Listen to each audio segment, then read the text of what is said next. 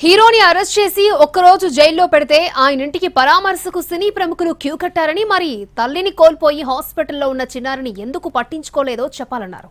సినీ ప్రముఖులు మానవత్వం మరిచిపోవద్దని సూచించారు రేవంత్. డాక్టర్ బాబాసాహెబ్ అంబేద్కర్ ఇచ్చిన చట్టం ప్రకారం దీనికి కారణమైన వాళ్ళను ప్రత్యక్షంగా పరోక్షంగా కారణమైన వాళ్ళందరి మీద కేసులు కట్టి పోలీసులు విచారణ చేయాల్సిందే, బాధితులను శిక్షించాల్సిందే అధ్యక్ష.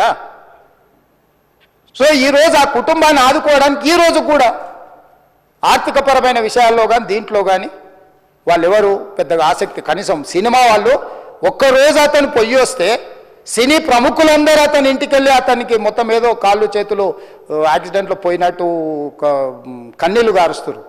ఈ సినీ ప్రముఖులు ఒక్కరైనా హాస్పిటల్కి పోయినరా అధ్యక్ష? నేను సూటిగా తమ ద్వారా సినీ ప్రముఖులను నేను అడుగుతున్నా అధ్యక్ష.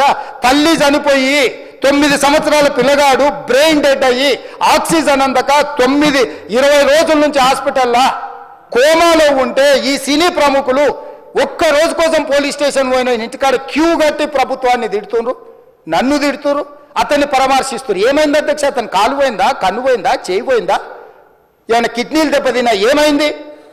అతన్ని ఇంతమంది సినీ ప్రముఖులు పరామర్శించారు, కలిసిండ్రు, అభినందించారు. కానీ ఆ పిల్లగాన్ని కనీసమన్నా పరామర్శించడానికి సినీ ప్రముఖులు ముందుకు రాలేదంటే సినిమా ఇండస్ట్రీలో ఉన్న ప్రముఖులు ఏం ఆలోచన చేస్తుండ్రో, ఏం కోరుకుంటుండ్రో నాకైతే తెలియదు.